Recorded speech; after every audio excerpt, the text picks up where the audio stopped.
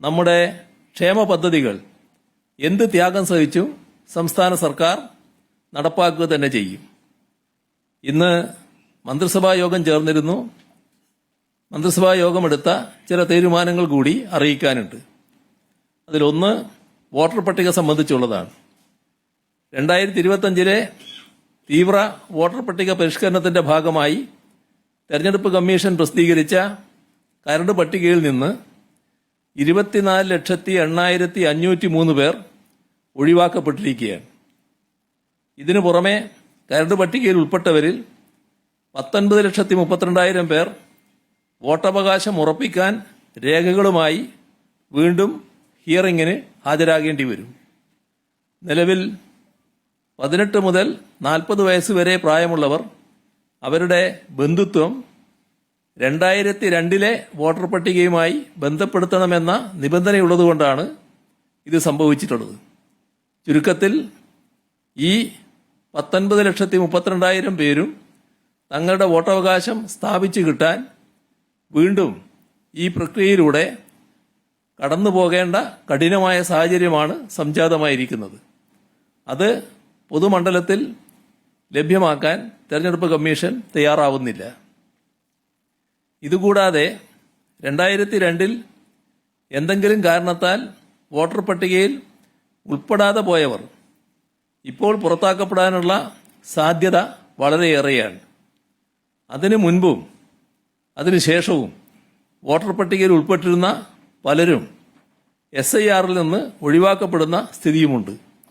അതിന്റെ കണക്ക് എത്രയെന്ന് നിലവിൽ തെരഞ്ഞെടുപ്പ് കമ്മീഷൻ ലഭ്യമാക്കുന്നില്ല എന്നാണ് മനസ്സിലാക്കുന്നത്.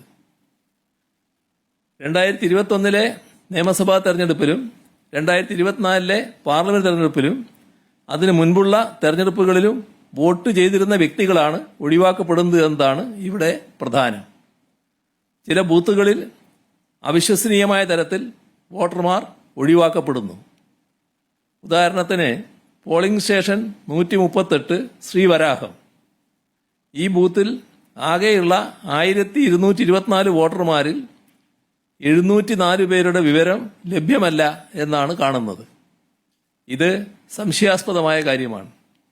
സംസ്ഥാനത്ത് മറ്റു ചിലയിടങ്ങളിലും ഇത്തരത്തിലുള്ള സാഹചര്യമുണ്ട് എന്നാണ് അറിയുന്നത്. അർഹതയുള്ള ഒരു വോട്ടർ പോലും പട്ടികയിൽ നിന്ന് ഒഴിവാക്കപ്പെടുന്നില്ല എന്നുറപ്പാക്കേണ്ടത് ജനാധിപത്യ സംവിധാനത്തിൽ വളരെ പ്രധാനമാണ്. ഇത് ഉറപ്പാക്കുക എന്നത് സർക്കാരിനുള്ള ഉത്തരവാദിത്വവുമാണ്. അതിനാൽ കരട് വോട്ടർ പട്ടികയിൽ വിവിധ കാരണങ്ങളാൽ ഉൾപ്പെടാത്ത അർഹരായവരെ സഹായിക്കാൻ വില്ലേജ് ഓഫീസുകൾ കേന്ദ്രീകരിച്ച് ഹെൽപ്പ് ഡെസ്കുകൾ ആരംഭിക്കും. വില്ലേജ് ഓഫീസിൽ സൗകര്യമില്ലെങ്കിൽ എന്ന് പറയുമ്പോൾ ഇപ്പോൾ ഈ തെരഞ്ഞെടുപ്പ് വോട്ടർ പട്ടികയുടെ പുതുക്കലുമായിട്ട് ബന്ധപ്പെട്ടുള്ള ഒട്ടേറെ പ്രവർത്തനങ്ങൾ ആ വില്ലേജ് ഓഫീസിലാണ് നടക്കുന്നത്. അപ്പോൾ അവിടെ ഏതെങ്കിലും തരത്തിലുള്ള അസൗകര്യങ്ങൾ ഉണ്ടെങ്കിൽ തൊട്ടടുത്ത സർക്കാർ ഓഫീസുകളിൽ വില്ലേജ് ഓഫീസർക്ക് സൗകര്യമൊരുക്കാവുന്നതാണ്. അത് വില്ലേജ് ഓഫീസറാണ് തീരുമാനിക്കേണ്ടത്. ഹെൽപ്പ് ഡെസ്കുകളിൽ പൊതുജനങ്ങൾക്ക് ആവശ്യമായ സഹായ നിർദ്ദേശങ്ങൾ നൽകുന്നതിനായി 2 ഉദ്യോഗസ്ഥരെ വീതം ചുമതലപ്പെടുത്തും. ഇതിനാവശ്യമായ സംവിധാനങ്ങൾ ഒരുക്കുന്നതിന് അതത് ജില്ലാ കളക്ടർമാരെ ഇന്ന് ചേർന്ന മന്ത്രിസഭാ യോഗം ചുമതലപ്പെടുത്തിയിട്ടുണ്ട്.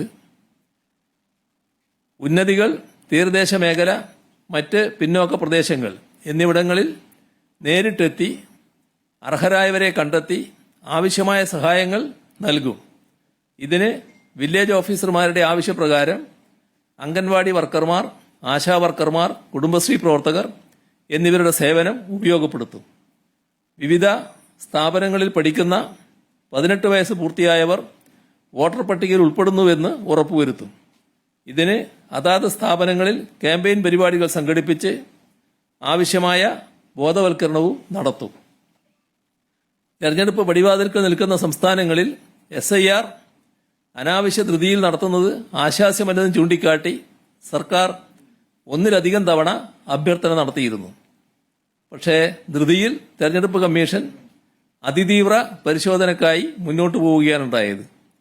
ഇത് ജനാധിപത്യത്തിന്റെ ഉത്തമ താൽപര്യങ്ങൾ സംരക്ഷിക്കാനല്ല എന്നതാണ് ഇപ്പോൾ വ്യക്തമായിക്കൊണ്ടിരിക്കുന്നത്.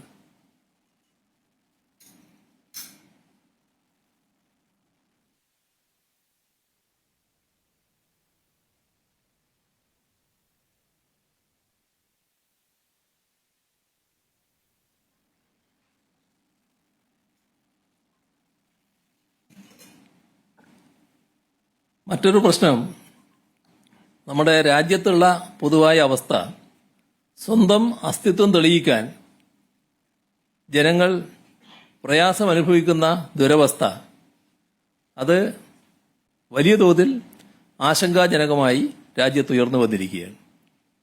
ഒരാൾ താൻ ഈ നാട്ടിൽ ജനിച്ച് ജീവിക്കുന്നയാളാണെന്നോ സ്ഥിരതാമസക്കാരനാണെന്നോ ആരുടെ മുന്നിലും അനായാസം തെളിയിക്കാൻ പ്രാപ്തനാകണം.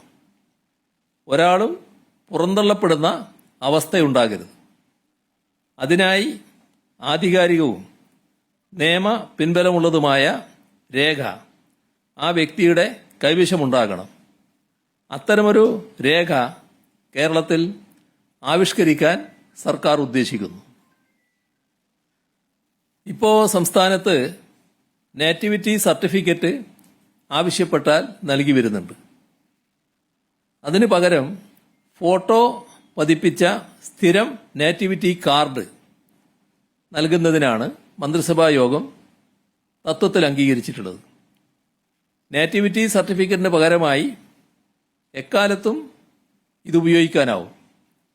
അതോടൊപ്പം തന്നെ സംസ്ഥാന സർക്കാരുമായി ബന്ധപ്പെട്ട സേവനങ്ങൾക്കും മറ്റ് സാമൂഹ്യ ആവശ്യങ്ങൾക്കും ഉപയോഗപ്പെടുത്തക്ക വിധമുള്ള നിയമ പിൻബലത്തോടു കൂടിയ ആധികാരിക രേഖയായി ഈ കാർഡ് നൽകാനാണ് ഉദ്ദേശിക്കുന്നത്.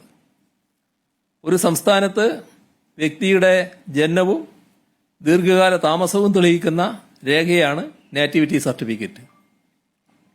എന്നാൽ അത് നിയമപ്രാബല്യമുള്ള രേഖയല്ല. നിലവിൽ ഓരോ ആവശ്യങ്ങളുമായി ബന്ധപ്പെട്ട് പല പ്രാവശ്യം നേറ്റിവിറ്റി സർട്ടിഫിക്കറ്റ് വാങ്ങാറുണ്ട്. അതാണ് പതിവ്. ഇത് ചില ഘട്ടങ്ങളിൽ പരാതിയായി സർക്കാരിന് മുന്നിൽ വരികയും ചെയ്തിട്ടുണ്ട്.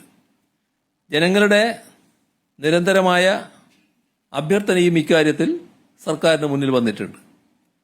ഇത്തരമൊരു കാർഡ് വരുന്നതോടെ ഈ പ്രശ്നങ്ങൾക്ക് പരിഹാരമാകും.